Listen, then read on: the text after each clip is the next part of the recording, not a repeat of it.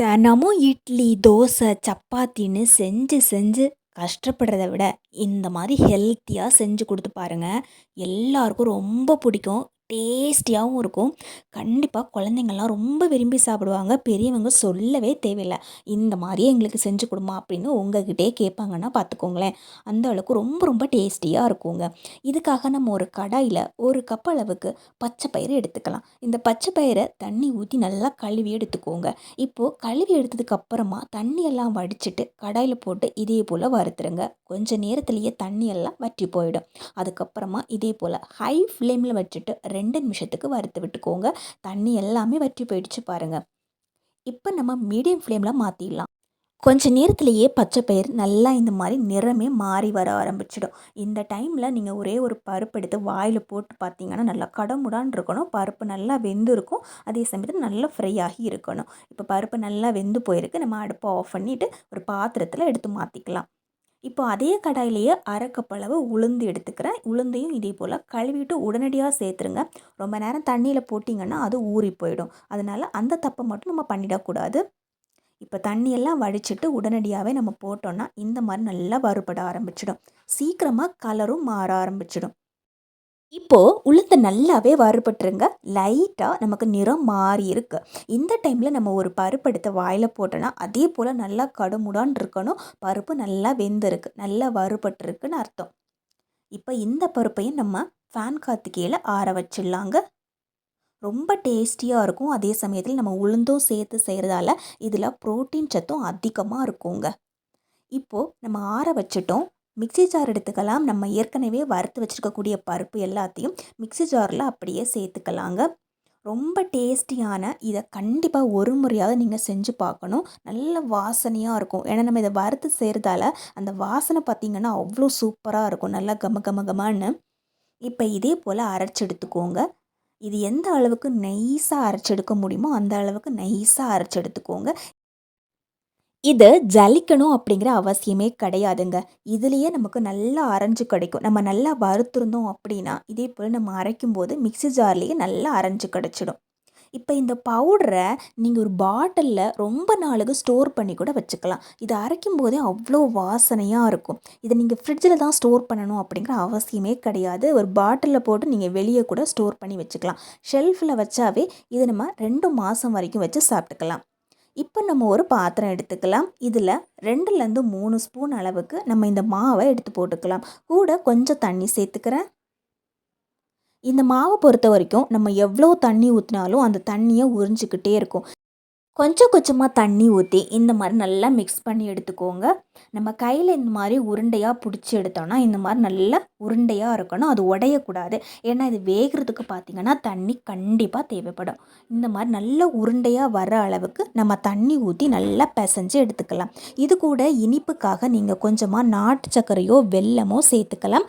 நான் இன்றைக்கி நாட்டு சர்க்கரை தான் ஒரு 2 ஸ்பூன் அளவுக்கு சேர்த்துருக்குறேன். நீங்கள் நாட்டு சர்க்கரையை உங்களுக்கு டேஸ்ட்டுக்கு தகுந்த மாதிரி நீங்கள் சேர்த்துக்கலாம். இல்லை நீங்கள் சர்க்கரையே சேர்க்குறதுக்கு விருப்பம் இல்லை அப்படின்னா இதுக்கு பதிலாக நீங்கள் கொஞ்சமாக உப்பு கூட சேர்த்து செஞ்சுக்கலாம். இப்போ எல்லாத்தையும் நல்லா இதே போல் மிக்ஸ் பண்ணி எடுத்து வச்சுக்கோங்க. ரொம்ப சிம்பிளான விஷயங்க. நீங்கள் இந்த பருப்பை இதே போல் வறுத்துட்டு மில்லில் போட்டு பவுட்ரு பண்ணி ரொம்ப நாளுக்கு ஸ்டோர் பண்ணி வச்சிட்டிங்கன்னா நினச்ச உடனேயே எடுத்து செய்ய ஆரம்பிச்சிடலாம். இது கண்டிப்பாக ரொம்ப டேஸ்டியாக இருக்கும். உங்களுக்கு ரொம்ப பிடிக்கவும் செய்யும். ஹெல்த்துக்கு பார்த்திங்கன்னா 100% ஒரு பக்கான்னு தான் சொல்லலாம். இந்த மாதிரி சின்ன சின்ன உருண்டைகளாக உருட்டி எடுத்துக்கோங்க. உங்களுக்கு பெரிய உருண்டைகளாக வேணும்னா அதே போல் கூட நீங்கள் பெரிய உருண்டைகளாக உருட்டி எடுத்துக்கலாம். இப்போ நம்ம ஒரு மிக்ஸி ஜார் எடுத்துக்கலாங்க. இதில் ஒரு அரை கப் அளவு தேங்காய் சேர்த்துக்கிறேன். கூடவே நல்லா வாசனைக்காக 2 ஏலக்காய் சேர்த்துக்கிறேன். நான் இனிப்பு சேர்த்துருந்தேன், அதனால தான் ஏலக்காய் சேர்த்துருக்குறேன். நீங்கள் ஒரு வேளை உப்பு சேர்த்துனீங்கன்னா ஏலக்காய் சேர்க்குறதுக்கு அவசியம் கிடையாது. இப்போ இதே போல் அரைச்சி எடுத்துக்கோங்க. நம்ம இப்போ உருட்டின இந்த உருண்டைகளை இதே போல் கோட் பண்ணி எடுத்துக்கலாம். இது பார்க்குறதுக்கும் நல்லாயிருக்கும். நம்ம சாப்பிடும்போது அந்த தேங்காய் பார்த்திங்கன்னா நல்லா மென்று சாப்பிடும்போது நல்ல டேஸ்ட்டு கொடுக்கும்.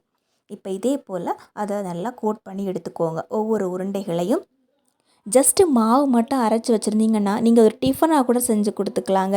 டெய்லி இட்லி தோசை செய்கிறதுக்கு பதிலாக இது ஒரு ஈஸியான ஒரு டிஃபனாகவும் இருக்கும், ஹெல்த்தியாகவும் இருக்கும். இது அப்படியே எடுத்து உருண்டையாக உருட்டி எடுத்து வச்சாச்சு. இது நம்ம ஆவியில் வேக வைக்க வேண்டியதான்.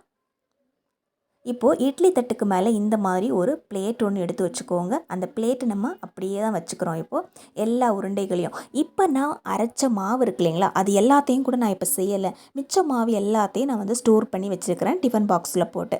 எப்பப்போ தேவைப்படுதோ அந்த டைமில் எடுத்து நம்ம ஒரு ஸ்நாக்ஸாகவும் செஞ்சுக்கலாம், டிஃபனாகவும் செஞ்சுக்கலாம். ஒரு பவுல் எடுத்துக்கலாம்.